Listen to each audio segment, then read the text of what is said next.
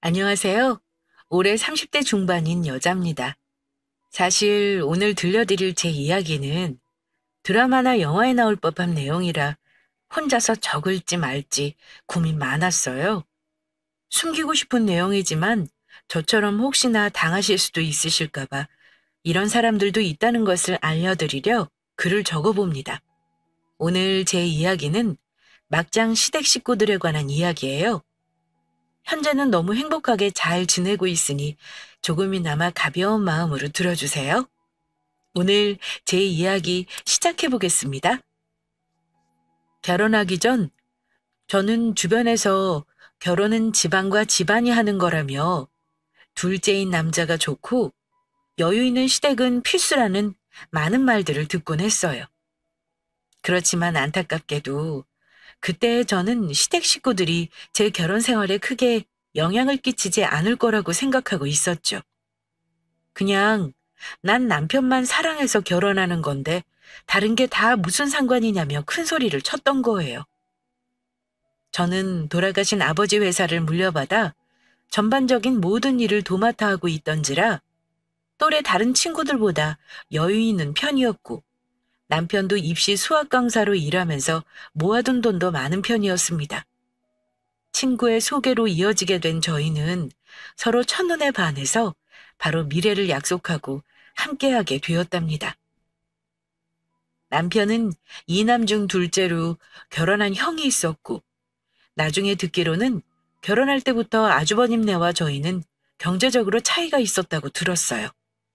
프리랜서로 수입이 높았던 저희와는 달리 아주버님은 그냥 일반 회사 직장인이셨고 형님은 작은 회사 경리로 아르바이트를 하고 계셨다고 들었거든요.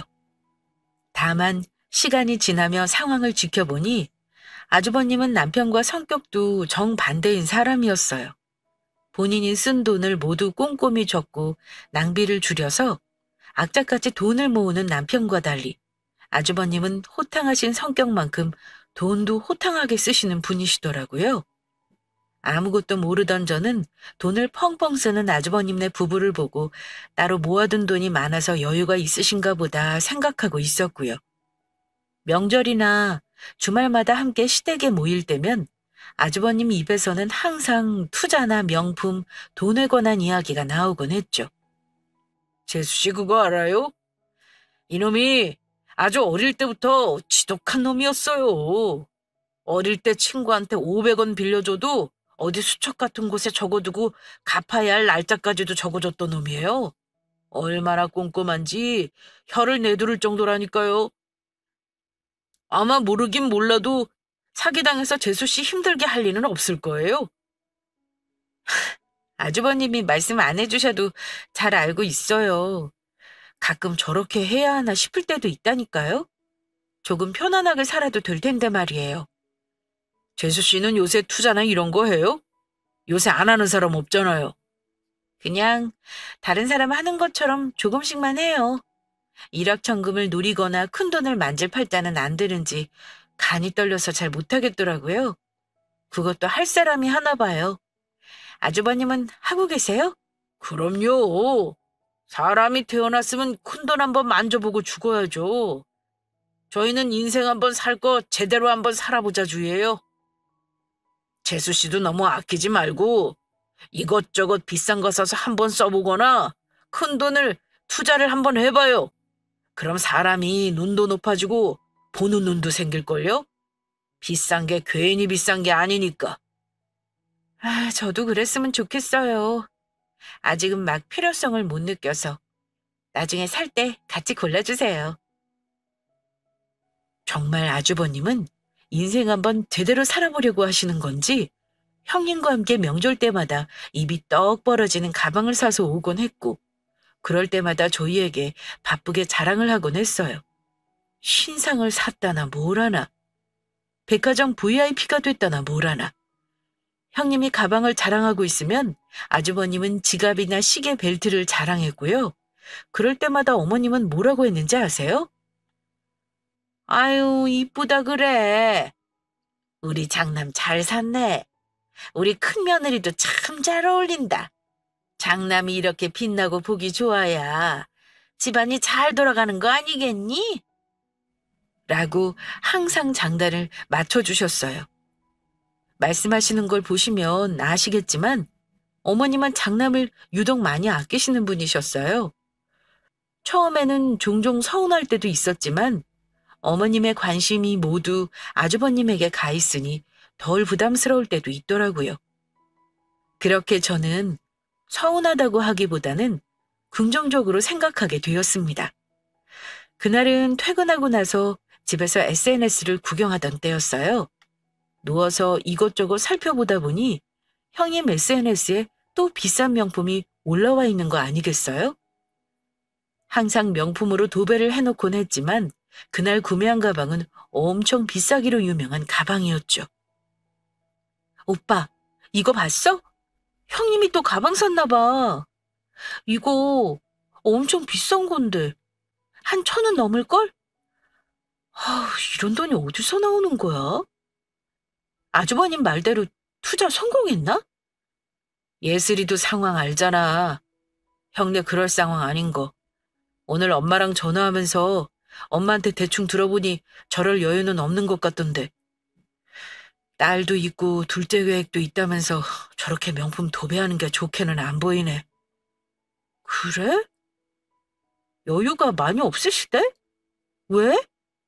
어떤데? 그런 거 티는 안 나던데? 누가 SNS에 나 힘들다고 그러려. 인터넷만 보면 돈 많고 행복한 사람 투성이잖아. 들어보니 생활비도 없어서 허덕인다던데 애기 유치원도 다닐락 말락이라고. 그게 말이 돼? 명품 사느라고 애기 거 못 사주고 하는 게 내 상식선에서 말이 안 돼. 내 가방 포기하더라도 애 유치원은 보내야지. 원래 형이 어렸을 때부터 철이 많이 없었어. 딱 고등학교에서 20살 정도 그때쯤부터 그랬어. 친구들 사이에서 가장 비싼 옷을 입고 있어야 했고 가장 좋은 시계를 차고 있어야 했으니까. 그래서 명품 사버리고 카드값이 몇천 나오는 거 엄마 아빠가 장남이라고 하면서 그거 다 갚아주셨어. 이제라도 얼른 정신 좀 차렸으면 좋겠는데 돈 씀씀이 큰 게 습관이 됐나 봐. 그게 안 되나 보네. 그랬어? 어머님 아버님도 대단하시다. 그걸 다 갚아주시고. 본인들은 먹을 거 못 입고 입을 거 못 사 입으면서 해준 거지. 예슬이도 알잖아. 장남 너무 많이 아끼시는 거. 나는 그냥 뒤에서 상황만 지켜보고 있던 사람이었을 뿐이었어. 내가 이렇게 돈을 악착같이 아끼고 하는 거 다 형처럼 안 살고 싶어서야. 내 형이지만 사실 이래저래 기댈 수 있을 만한 사람은 아니거든. 형수님도 처음 오실 땐 수수하고 단출하게 입으시고 그러셨는데 언젠가부터 사람이 완전히 변하더라고. 둘이 잘 만난 거지 뭐. 우리한테 피해만 안 주면 돼. 어렸을 때부터 아주버님은 돈 씀씀이가 컸다고 했고 그런 아주버님을 시어머니, 시아버지께서는 아무런 말씀 없이 모두 받아주었다고 했어요. 이런 상황을 모두 보고 자랐던 제 남편은 경제관념을 더 공부해야겠다는 생각이 들었던 거였고요. 저는 아버지가 돌아가시고 나서는 엄마하고 항상 악착같이 돈을 아꼈던 기억밖에는 없는데 이럴 수도 있구나, 이런 가정도 있구나 하고 혼자 생각했어요. 이런 이야기를 모두 듣고 얼마 지나지 않아서 형님께서 저에게 전화가 오는 게 아니겠어요? 처음에는 받지 못했는데 3톤 정도가 더 와 있어서 저는 급한 일인가 싶어서 허겁지겁 전화를 다시 드렸습니다. 형님, 전화 못 받아서 죄송해요. 무슨 일 있으세요? 아니, 뭐 별일은 아니고. 요새도 아버지 사업 그거 계속 하고 있는 거야? 서방님은 계속 소학 강사하고? 네네, 똑같아요. 별다른 일 없어요. 형님도 잘 지내고 계시죠? 어휴, 나는 말도 못해. 갑자기 회사에서 인원 감축한다면서 나를 잘랐지 뭐야? 뭐 어쩔 수 없지. 그래서 집에서 쉰 지 조금 됐어. 아이고, 정말요? 몰랐네요. 그럼 바로 다른 회사 알아보고 계신 거예요? 워낙 물가도 많이 올라서 맞벌이 안 하고는 힘들겠더라고요. 아니, 좀 쉬려고. 남편도 좀 쉬라고 하고 일하기 싫었는데 잘 됐지 뭐. 아, 내가 전화한 건 별게 아니고 혹시 돈 좀 빌려줄 수 있어? 돈이요? 얼마요? 많지는 않아. 몇백 정도? 아, 빌려드릴 수는 있는데 급한 일 있으신 거예요? 아니야, 급하게 쓸 돈이 있는데 그냥 어디 좀 넣어놨거든. 혹시 몰라서 연락해봤어. 빌려준다니 고마워. 나 믿지?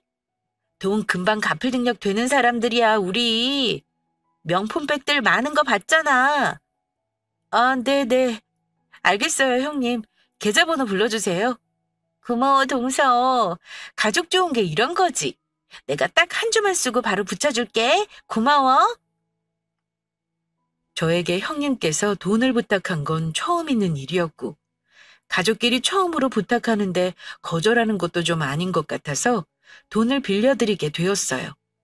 물론 남편에게도 말은 했고, 일주일만 쓴다고 했다고 말을 전했고요.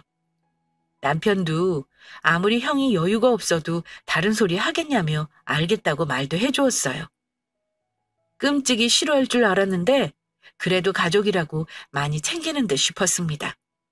다음에 저희가 급할 때가 있을 수가 있으니까 라고 말하기도 하더군요.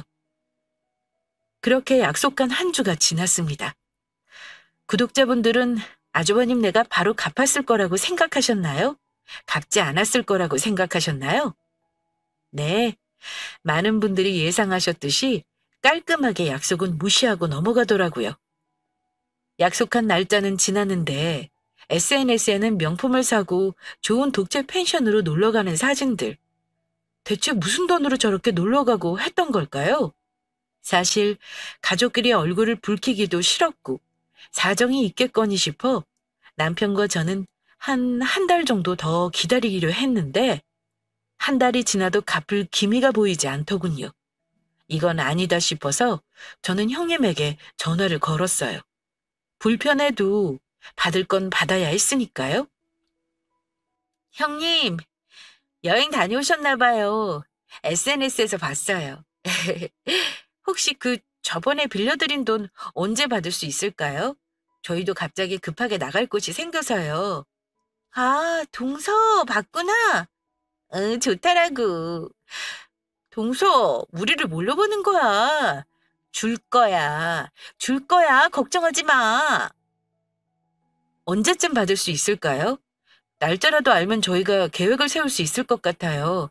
저희도 나갈 돈이 많아서 부탁 좀 드릴게요. 아니, 알아서 금방 준다니까. 나 못 믿니? 줄게. 나 애기 울어서 먼저 들어가. 그렇게 형님은 전화에서도 언제 갚는다고는 절대 말하시지 않더군요. 이 사람들이 갚을 생각이 있는 건지 궁금했어요. 남편에게 말하니 주긴 줄 것 같다고 형수님이 그렇게 많지 않은 돈으로 연까지 끊으시겠냐며 저를 위로해줬고 저와 남편은 그냥 하염없이 기다리게 되었죠. 그렇게 갚을게 하다가 결국 돈은 3, 4개월 정도 뒤에야 들어왔어요. 돈을 안 갚으면 돈을 빌려준 사람이 죄인이 된다더니 나 그 꼴이었지 뭐예요? 그렇게 형님과 아주버님은 소액으로 종종 저희에게 빌려달라고 연락을 하기 시작했어요.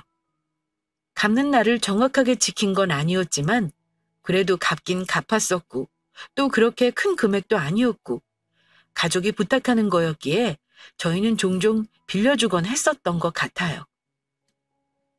몇 번 이런 일이 반복이 되었는데도 아주버님네는 계속 힘들게 허덕였는지 시어머니께서 전화를 주셔서는 저희에게 눈치를 주시더군요. 저희는 잘못한 게 없었는데도 말이에요.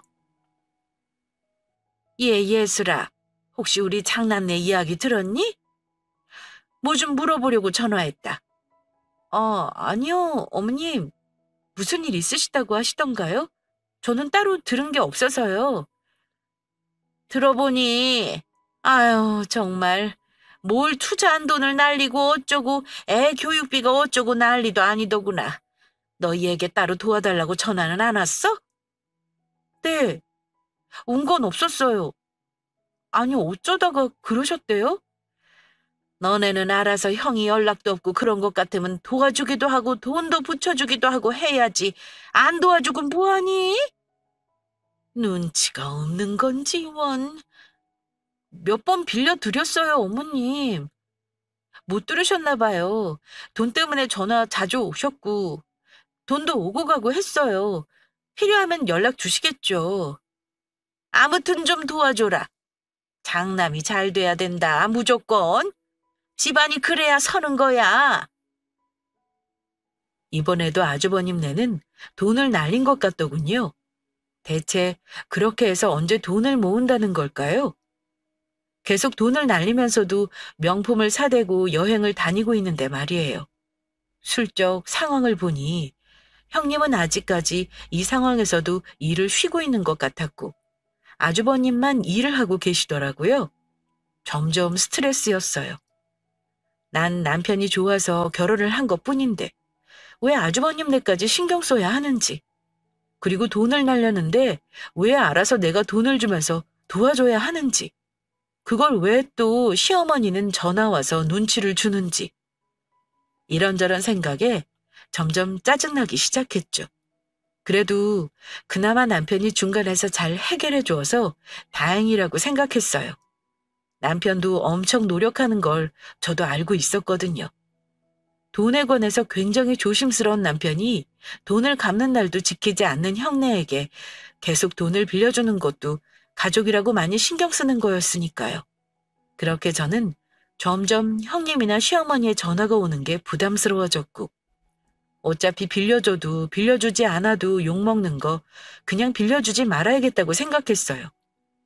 그렇게 얼마 지나지 않아서 가족들이 모두 시댁에 모이게 되었는데 형님께서 갑자기 돈을 빌려달라고 말씀하시는 게 아니겠어요?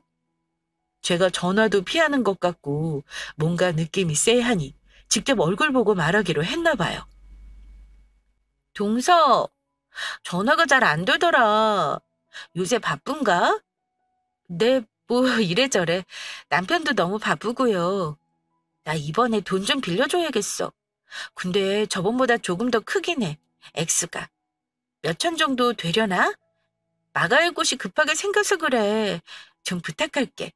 금액이랑 문자로 다 보내둘게. 네? 몇 천이요? 형님, 그렇게는 저도 힘들어요. 아마 그 정도는 남편도 안 된다 할 것 같고 크지 않은 금액이라 빌려들었던 건데 죄송해요. 동서, 웃긴다. 우리가 뭐 사기꾼들이야? 못 갚을까 봐 그래? 계속 이렇게 말하는 것도 많이 고민하고 자존심 상해도 말하는 건데 정말 옹졸하고 치사해서. 아니, 그게 아니고 저희도 여유가 없어서 그래요. 그리고 돈 갚으시는 거 자꾸 늦게 주시잖아요. 저희도 그렇게 큰 돈이 몇 달 미뤄지게 되면 힘들 것 같아요. 아니, 동서가 여유가 없어? 다 아는데 왜 거짓말을 쳐? 동선이 여유 있고 모아둔 돈 많은 거 내가 다 알아. 이렇게 굴기야? 이번은 정말 곤란할 것 같아요. 죄송해요. 저는 점점 선을 넘으려는 형님을 그날 그렇게 바로 거절했어요. 돈을 계속 빌려주니 우습게 본 건지 몇 천까지도 쉽게 말하는 형님이 정말 짜증나더라고요. 저도 정확하게 죄송하다고 말하니 속이 조금 시원해지는 것 같았고요. 그날 다 같이 모여있는 자리를 마무리할 때까지 형님은 계속 표정이 좋지 않았고 아이와 아주버님한테 짜증을 엄청 내더라고요. 뭔가 계획대로 되지 않았던 거겠죠. 집에 오면서 남편에게 모든 일을 전하니 남편은 평소처럼 모두 다 잘했다고 해주면서 몇 천은 본인도 힘들었을 거라고 말하더라고요. 항상 제 편인 남편이 고마웠어요. 다만 갑자기 걱정이 든 건 시어머니였어요. 또 전화 와서 뭐라 하지 않을까 싶었는데 아니나 다를까 혹시나가 역시나로 바뀌게 되었습니다. 예슬아, 내가 첫째한테 다 들었는데 그렇게 묵혀둔 돈 빌려주는 게 힘드니? 빌려주기가 싫은 거 아니고? 정말 너 그렇게 안 받는데 너무하는구나. 어머님, 왜세요? 여태까지 힘들다 하셨을 때 다 도와드렸어요. 빌려드리기 싫은 게 아니고 이번엔 액수가 커서 저희도 무리가 있다는 거였어요. 너 형제사 이간질한다며? 뒤에서 돈 빌려주질 말라고 그렇게 꼬드긴다며? 돈 때문에 그러는 거 아니다. 내가 애들을 어떻게 키웠는데 장남이 잘 돼야 너도 잘 되는 거야. 제가 언제 이간질을 전 한 번도 한 적 없습니다. 어머님, 형님한테 들으신 것 같은데 사실이 아니에요. 그 순간 옆에 형님도 있었는지 갑자기 전화를 받아서 말하더군요. 동서, 어머님 앞에서 거짓말하면 못 써. 왜 나를 거짓말쟁이로 만들어? 왜 그 돈을 못 빌려주는지 나는 이해가 안 가. 지금 어머니께 들어보니 동선에 어머니 아파트 가지고 계시다며. 여유도 있잖아 다들. 노후 준비 다 되셨으니 챙길 부모가 있는 것도 아니고. 저희 아빠 돌아가시고 나서 보험금으로 아파트 하나 엄마 명의로 있으신 거예요. 그리고 저희 엄마 아파트 있는 거랑 돈을 몇 천 빌려드리는 거랑 무슨 상관이 있는 거예요? 돈을 그렇게 관리를 못하는데 돈이 남아나지 않는 게 맞죠? 돈을 몇 번을 빌려줘도 다 명품에 써버리시잖아요. 요새 초등학생도 용돈 기입장 쓰면서 아꼈어요. 왜 저희한테 뭐라고 하세요? 돈 없고 능력 없는 본인들을 탓하셔야죠. 돈을 못 갚는 사람들이 문제라는 말은 많이 들어봤어도 돈을 안 빌려주는 사람이 문제라는 건 처음 듣는 말이네요. 뭐? 동서 말 다 했어? 동서가 그렇게 심보를 못되게 쓰니까 아이가 안 생기지. 안 그래? 심보를 좀 곱게 써. 이것 봐. 안 생기는 데는 이유가 다 있다니까. 네? 제가 임신하려고 얼마나 노력하는지 알고 계시면서 그렇게 말씀하세요? 지금 말씀 다 하셨어요? 아니, 말 다 못했다. 돈 빌려주는 게 뭐가 어렵다고 어머님이 말씀하신 대로 따박따박 말대꾸를 해? 그 순간 옆에 있던 남편이 참지 못했는지 전화를 바꿔받아서 말하더라고요. 제가 돈 주지 말라고 했고요. 저희는 최선 다했습니다. 저희하고 이제 안 보고 살았으면 합니다. 영 끊자는 말입니다. 저는 여태까지 참고 살아왔지만 예슬이는 그럴 이유 없습니다. 앞으로도 저희한테 어떻게 하실지 눈에 뻔히 보여서 참을 수가 없네요. 형수님 지금 말씀하신 거 잘 생각해 보세요. 형하고도 더 이상 형제 아닙니다. 그렇게 남편은 화난 얼굴로 전화를 끊었고 저에게 계속해서 미안하다고 하더라고요. 사실 남편이 미안할 내용은 아니었는데 말이에요. 형님은 제가 돈을 빌려주지 않는다는 이유로 형제 사이를 이간질한다는 거짓말로 시어머니를 꿰어서 저에게 전화를 하게 만들었고 힘들게 살아온 저희 엄마 아파트를 둘먹이질 않나 아이가 생기지 않는 저희 부부에 대한 모욕, 정말 상처가 많이 되고 화도 많이 났어요. 그래도 저는 영 끊을 생각은 하지 않았는데 남편은 단호하게 결정을 내리더군요. 나중에 하는 말을 들어보니 20살 때부터 형 때문에 피해를 본 게 많다고 하기도 했고 계속해서 이런 일이 반복될 것 같았다고 해요. 어차피 빌려줘봤자 명품 가방이나 하나 더 늘리는 거라고도 했고요. 너무 무리한 도움을 요청하고 바뀌는 게 없는 형님네와 저희는 연을 끊게 된 거였어요. 시어머니께는 사실대로 잘 설명을 드리고 오해라고 말씀을 드렸지만 장남내를 유독 아끼셨던 분이라 저에 대해서 많이 실망한 듯 보였어요. 어쩔 수 없이 어머님도 시간이 필요하시겠다라고 생각하고는 뒤에서 조용히 챙겨드리려고 노력했어요. 그러다가 저는 청천벽력 같은 소식을 듣게 됩니다. 바로 지병이 있던 저희 엄마가 급작스럽게 심장마비로 돌아가시게 된 거였는데요. 심장이 쪼이는 느낌이 종종 든다고 하셔서 병원에 모셔다 드리곤 했었는데 그날도 심장이 쪼이는 느낌이 들어서 119에 직접 전화를 하시고는 쓰러진 채로 발견되었다고 전해 들었어요. 처음에는 믿기지 않는 소식에 몇 번이나 병원에 되묻기도 했고 아니라고 울부짖기도 했지만 정말 맞더군요.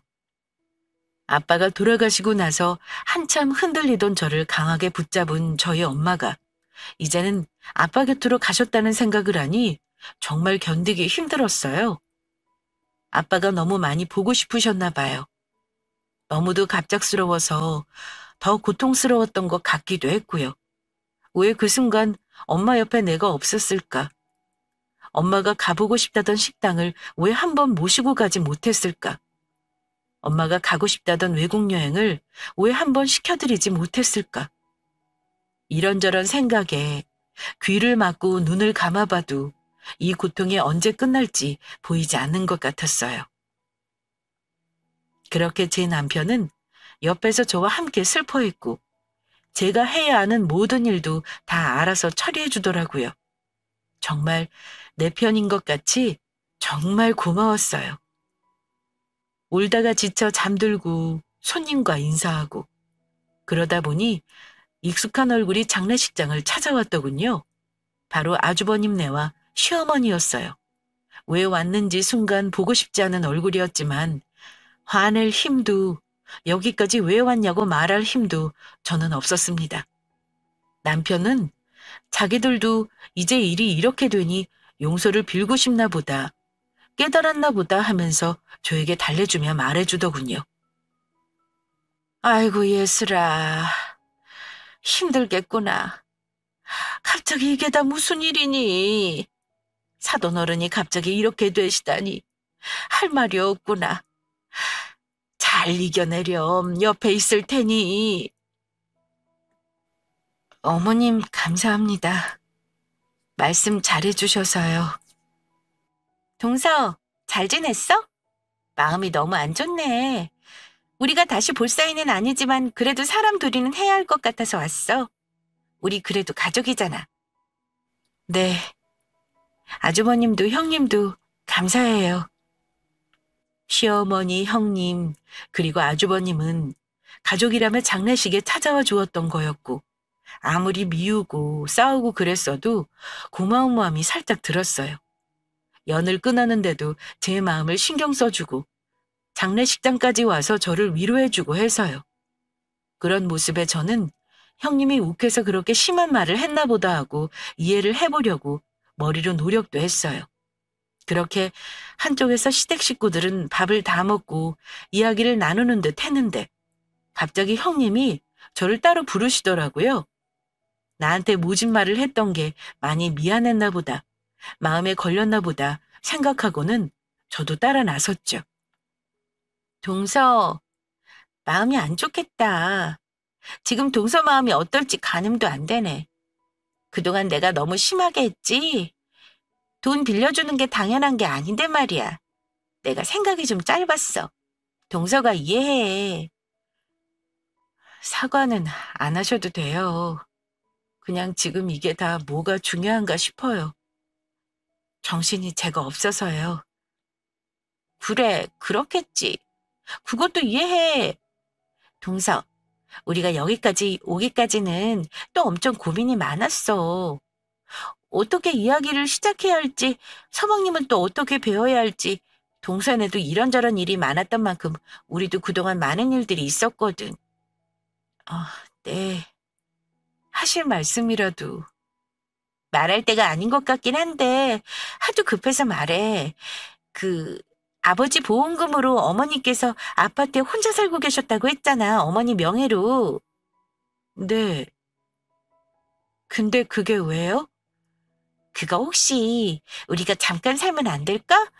우리가 투자를 좀 잘 못해서 집에서 쫓겨나게 생겨서 말이야. 어차피 빈집이고 하니 우리가 잠시 살면 어떨까 싶어서. 우리는 괜찮아도 애기는 어떡해.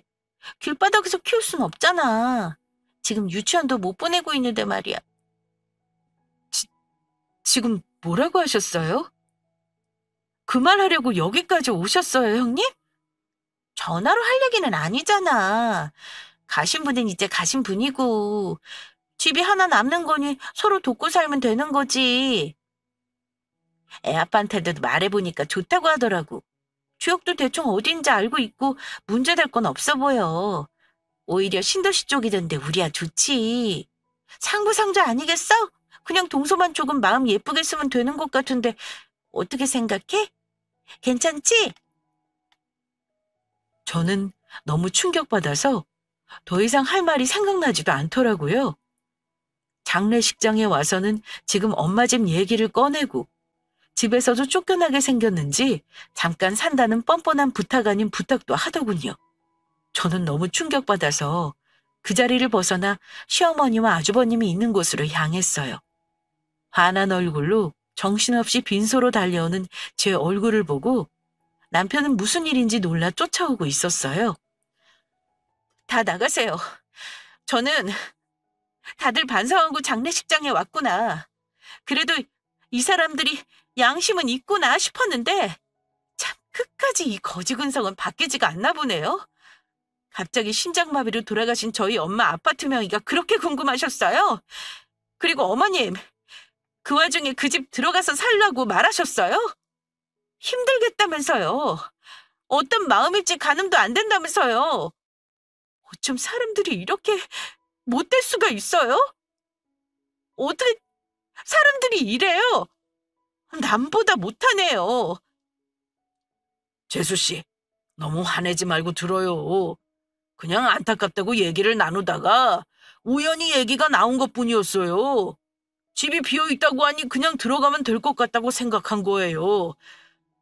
정말 마음 아픈 건 진심이니 오해하지 말아요. 웃기고 앉아있네요. 다 나가세요. 저희 엄마가 지금 이거 들으시면 화가 나서 귀천 떠도실 것 같아요. 빈소에서 큰 소리 내기 싫고요. 그냥 형님 그리고 아주버님은 계속 저희랑 영 끊으면 될 것 같고 어머님도 저에게 더 이상 며느리돌이 기대 안 하셨으면 합니다. 그렇게 예뻐하는 장남 데리고 오래오래 사시길 바래요. 동서, 다 알겠는데 말이 좀 심한 거 아니야? 서로 돕고 살자고 했잖아. 뭐가 문제야? 어머니께서도 누누이 말씀하시잖아. 장남이 잘 돼야 집이 잘 되는 거라고. 마음 예쁘게 쓰지 그래? 그럼 없던 복도 돌아온대. 소금 뿌리기 전에 더 이상 말하지 마세요. 저희는 최선 다했고 도와드렸다고 누누이 말씀드렸어요. 영 끊어야 저한테도 복도 들어올 것 같아요. 그리고 무슨 어디서 형님이래요? 영 끊고 나서는 남남이었죠. 아줌마 나가세요. 아주머니 그냥 이 길로 제발 나가주세요. 형, 그리고 형수님, 그리고 엄마, 정말 이 말이 사실이에요? 이 와중에 장모님 집 탐내셨어요? 진짜 너무들 하시네요. 가족들이란 게 창피해 죽을 것 같아요. 집사람 말대로 나가주세요. 경찰 부르기 전에. 그렇게 시댁 식구들은 입을 삐죽거리며 장례식장에서 나갔고 저와 남편은 멍한 상태로 서로를 바라보고만 있었던 것 같아요. 이 상황이 지금 말이 되는 상황인지 사돈 장례식장에 와서 그 집에 들어가겠다고 하는 것 자체가 제정신이 아닌 것 같았어요. 어떻게 그런 말을 할 수가 있죠? 저는 말 같지도 않은 소리에 절대 안 된다고 끝까지 못을 박았고 강한 저와 남편의 입장에 형님과 아주버님도 별 말은 못하더군요. 이제 시댁 식구에게 1%의 미련도 없다고 남편은 말했고 그건 저도 마찬가지였어요. 완전히 정이 떨어져 버렸기에 저희는 그냥 저희끼리만 잘 살자고 또 한 번 다짐했죠. 그렇게 시간은 흐르고 계절은 지났고 저도 슬픔에 무뎌가고 있었을 때였어요. 시어머니께는 아무리 그래도 어머니인지라 그냥 기본적인 것만 챙겨드리고 있었고 형님네와는 아예 연락이 끊긴 상태였죠. 엄마가 사시던 아파트는 제 명의로 바뀌었고 어떻게 할지 생각하고 있는데 모르는 번호로 전화가 한 통 오더군요. 여보세요? 301호에서 집주인분 맞으시죠? 여기 아파트 경비실에서 전화드렸어요. 아, 네. 안녕하세요. 몇 번이고 인터폰을 했는데 받지도 않으셔서요. 혹시 통화 가능하신가요? 빈집이라 인터폰을 받을 수가 없어요. 지금 거기 엄마 돌아가시고는 아무도 안 살고 있어서요. 하실 말씀이라도 있으세요? 네? 무슨 말씀이세요? 그 집에서 자꾸 시끄럽다고 민원이 들어와서요. 하루에도 몇 번씩 들어오고 아파트 자체 내에서도 민원이 장난 아니에요. 쿵쿵거리는 소리도 난다고 뭔가를 긁는 소리도 난다고요. 아무도 안 살고 계신 거 맞아요? 네, 지금 아무도 안 사는데 이상하다. 제가 오늘 퇴근하고 한번 집에 가볼게요. 네, 부탁 좀 드릴게요. 무슨 일 생기시면 연락 주시고요. 그때가 엄마가 돌아가시고 나서 한 반년 정도 되었을 때였어요. 그 집은 제가 엄마 생각도 나고 해서 딱 한 번 들어가 본 거 말고는 그 뒤로 가본 적도 없었거든요. 근데 왜 시끄럽다고 민원이 들어오는지 이해가 안 갔어요. 인터넷 뉴스에서 보니 층간소음은 무조건 위에서 나는 게 아니고 양 옆에 집에서도 날 수 있다고 하니 그런 거라고 가볍게 생각하고는 남편과 함께 엄마 집으로 향했어요. 아파트 입구로 들어가는데도 되게 마음이 싱숭생숭하더라고요. 엄마가 이쪽에서 인사해줬던 게 생각나기도 하고 운전 조심하라는 엄마의 잔소리가 들리는 것 같기도 했거든요. 301호로 올라가 엄마가 쓰시던 비밀번호를 치니 자꾸 에러가 뜨더군요. 그러고 보니 도어락도 뭔가 달라진 것 같았어요. 여보, 이거 도어락 여보가 바꿨어? 원래 검정색이었잖아. 아니, 난 따로 들린 적도 없는데 뭐지? 왜 이게 바뀌어져 있는 거야? 순간적으로 저는 이상하다 생각하고 저는 계속 문을 쾅쾅 두드리기 시작했어요. 뭔가 이상했거든요. 정말 이곳에 사람이 살 것 같은 예감이 갑자기 들었습니다. 그렇게 한 5분 정도 두드렸을까요? 그러자 안에서도 못 견디게 시끄러웠는지 누군가 나오더라고요. 그 사람들을 본 순간 저는 소름이 목 끝까지 돋았어요. 바로 형님네였습니다. 형님! 아니, 어떻게 여기... 어머, 동서! 여긴 어떻게... 이게 지금 어떻게 된 거예요? 왜 여기 있어요? 안에 저거 짐들은 다 뭐예요? 들어보니 시어머니가 예전에 선물을 보내준다고 하셔서 주소를 알려드린 적이 있는데 그거를 기억해두고는 아주버님네에게 주소를 말해준 거였어요. 쫓겨날 위기에 처해서 갈 데가 없어진 형님과 아주버님네는 시어머니 말대로 그곳으로 들어오게 된 거였고요. 아기가 자꾸 뛰니 밑에서 층간소음 민원이 들어온 거였습니다. 이게 말이나 되나요? 이건 범죄였어요. 나가세요. 지금 미치셨어요? 이거 주거 침입이에요. 정말 너무 무서워요, 이제. 내가 그때 잠깐 산다고 말했잖아, 동서. 짐 다 넣었는데 또 번거롭게 어떻게 나가? 그리고 우리 투자 어쩌고 사기당해서 지금 갈 데도 없고. 그때 장례식장에서 좋게 말해서 다 알아들은 줄 알았는데 아니었나 보네. 이왕 이렇게 된 거 2년만 살게. 2년만 있으면 그 투자 금액 다시 회수할 수 있대. 무조건 이사할 테니까 걱정하지 말고. 그 순간 저는 형님의 따귀를 때리고 말았어요. 사람이 아닌 것 같은 모습에 너무 무섭기도 하고 어떻게 사람이 저렇게 본인만 생각할 수 있는지 소름이 돋을 지경이었거든요. 남들보다 못하다는 생각이 자꾸 머릿속을 맴돌았어요. 제가 언제 그랬어요? 제가 언제 여기서 살아도 된다고 했냐고요? 사람이세요? 진짜 기도 안 차서. 지금 바로 경찰 부를게요.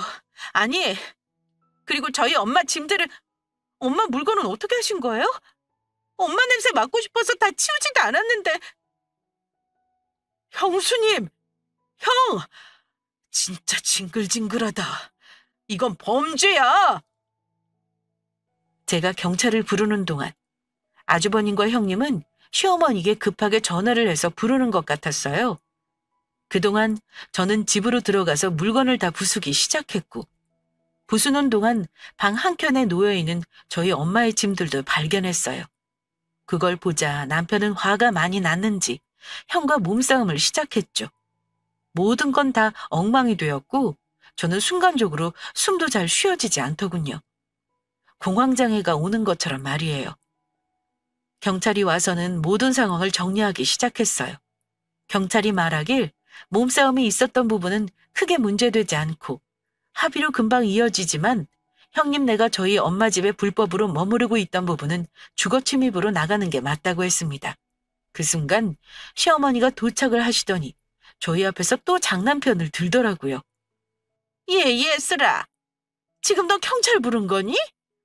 네, 불법으로 주거 침입하고 있었으니까요. 그리고 제가 장례식에서 절대 이 집 살게 할 수 없다고 말씀드렸죠? 근데 주소까지 알려줘서 지금 이 사태를 만드세요? 저희랑 모르는 사람이 저희 집에 들어와서 사는 거 그거 불법이지 뭐예요? 꼭 이렇게 했어야만 했니? 그래도 네 남편 형 아니냐? 평생 산다는 것도 아니고 잠시 2년 정도 지낸다기 알려줬다. 그게 뭐가 문제냐? 장남인데. 아이고, 그거 하나를 배려를 못하고 못되게 구네. 엄마, 진짜 너무하시네요. 저 사람 엄마 냄새 맡고 싶다고 엄마 짐도 그대로 다 뒀던 사람이에요. 엄마 손길 닿았을까봐 아무것도 못 만지겠다고 한 사람이라고요. 이제 엄마도 더 이상 연락하지 않겠습니다. 이런 사람들이 제 가족이라는 게 소름이 끼쳐요. 보험도 해지할 예정이고 용돈도 이제 따로 받으실 일 없을 거예요. 제가 여태까지 부족함 없이 잘 챙겨드렸었죠? 이제 그럴 일 없습니다. 다들 경찰분들 따라가시고 예슬이한테 속지 않은 마음으로 사세요. 잘못한 걸 알 수 있을지는 모르겠지만요. 너 말 다 했니? 갑자기 왜 그러니? 엄마하고 아들이 어떻게 연을 끊을 수 있어? 내가 조금 심한 부분이 있으면 사과하마. 그래, 동의 없이 집에 들어가게 한 거 예슬이한테도 미안하구나. 근데 정말 좋은 마음으로 다 같이 잘 됐으면 하는 마음으로 그렇게 말한 거였단다. 그래, 동서. 미안해. 용돈이라 그런 거 없으면 어머님이 어떻게 생활을 해. 보험도 그렇고. 한 번만 잘 생각해줘. 갑자기 다 끊어버리면 다 힘들어. 이제 저희 이사 가고 핸드폰 번호도 다 바꿀 테니 둘째 아들은 죽은 셈 치세요. 그렇게 모든 시댁 식구들과 저희는 연을 끊게 되었습니다. 시댁 식구들은 경찰에 이끌려서 집에서 나가게 되었고 저희는 합의도 하지 않겠다고 말씀을 드렸고요. 긴 싸움 끝에 결론은 아주버님네가 주거침입죄로 벌금형에 처하게 되었습니다. 여유가 없어서 아마 그 돈을 마련하기 힘들었을 거예요. 이 소식을 들었는지 시댁 식구들은 계속해서 전화를 하거나 찾아와서는 잘못했다고 무릎을 꿇고 빌었지만 저희는 전화를 모두 차단하고 집 문도 열어주지 않았습니다. 그 뒤로 어떻게 살고 있는지는 잘 모르겠지만 아이까지 넷이서 단칸방에 산다는 소식을 친척을 통해 전해 들었어요. 그 아이는 무슨 죄인지 잘 모르겠지만 엄마 아빠를 잘못 만난 탓이겠죠. 저는 계속해서 아빠 회사에서 일을 하고 있고 남편도 학원을 옮겨 잘 해내고 있습니다. 저희는 그때 시댁에 말한 대로 이사도 가고 번호도 바꿔서 시댁 식구들이 아예 찾지 못할 거라고 생각하고 있습니다. 사실 이 모든 일을 받아들이기까지는 시간이 좀 걸렸어요. 상식선으로 이해하기 힘들었거든요.